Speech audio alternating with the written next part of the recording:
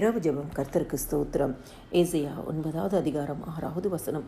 நமக்கு ஒரு பாலகன் பிறந்தார், நமக்கு ஒரு குமாரன் கொடுக்கப்பட்டார், கர்த்தத்துவம் அவர் தோளின் மேல் இருக்கும். அவர் நாமம் அதிசயமானவர், ஆலோசனை கர்த்தர், வல்லமையுள்ள தேவன், நித்திய பிதா, சமாதான பிரபு எனப்படும். கிறிஸ்துக்குள் பிரியமானவர்களே, ஆண்டவராகிய இயேசு கிறிஸ்துவின் ஒரு நாமம் சமாதான பிரபு. அவர் சமாதானத்தை கொடுக்கவே இந்த பூமிக்கு வந்தார். அவர் நமக்கு சமாதானத்தை உண்டு பண்ண ஆக்கினையே அவர் மேல் சுமந்து கொண்டார். கர்த்தருடைய நாமம் சமாதான பிரபு.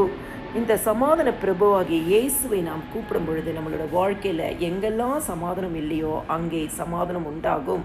யோவான் 20வது அதிகாரம் 19வது வசனம் சொல்கிறது, வாரத்தின் முதல் நாளாகிய அன்றைய தினம் சாயங்கால வேளையிலே சீஷர்கள் கூடியிருந்த இடத்தில் யூதர்கள் பயந்ததினால் கதவுகள் பூட்டப்பட்டிருக்கையில் இயேசு வந்து நடுவே நின்று உங்களுக்கு சமாதானம் என்றார். இந்த சமாதானம் பிரபு உங்களுடைய எல்லா பிரச்சனைகளையும் உங்களை விட்டு நீக்கி உங்கள் நடுவே நின்று உங்களுக்கு சமாதானம் என்று சொல்வார்.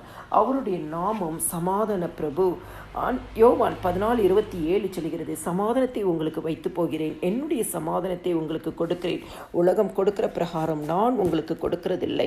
ஆண்டவராகிய இயேசு கிறிஸ்து சமாதான பிரபு. உலகம் கொடுக்கிற பிரகாரமாய் தராதபடிக்கு அவருடைய சமாதானம், அவருடைய நாமமாகிய சமாதானம் என்ற சமாதான பிரபு என்ற நாமமாகிய அந்த சமாதானத்தை நமக்கு தருவேன் என்று சொல்லி வாக்கு பண்ணியிருக்கிறார். எந்த பிரச்சனைகளாக இருந்தாலும், எந்த கலக்கமான சூழ்நிலையாக இருந்தாலும், எந்த துன்பத்தின் பாதையில் நடந்தாலும் ஆண்டவராகிய இயேசு கிறிஸ்துவின் நாமத்தை சொல்லுங்கள். ஆண்டவராகிய இயேசு கிறிஸ்துவின் நாமம் சமாதான பிரபு. இந்த நாளிலும் அவர் உங்களுக்கு சமாதானத்தை தருவார். 1 கொரிந்தியர் 14:33 சொல்கிறது, தேவன் கலகத்திற்கு தேவனாய் இல்லாமல் சமாதானத்திற்கு தேவனாய் இருக்கிறார். எந்த பிரச்சனையின் நடுவிலும், குழப்பத்தின் நடுவிலும் ஆண்டவராகிய இயேசு கிறிஸ்து உங்களுக்கு சமாதானத்தின் தேவனாய் இருக்கிறார். கர்த்தர் தம ஜனத்திற்கு பலன் கொடுப்பார். கர்த்தர் தம ஜனத்திற்கு சமாதானம் அருளி அவர்களை ஆசீர்வதிப்பார்.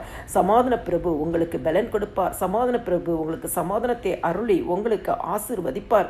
யோபு 5:24 சொல்கிறது, உம்முடைய கூடாரம் சமாதானத்தோடே இருக்க காண்பீர்கள் என்று.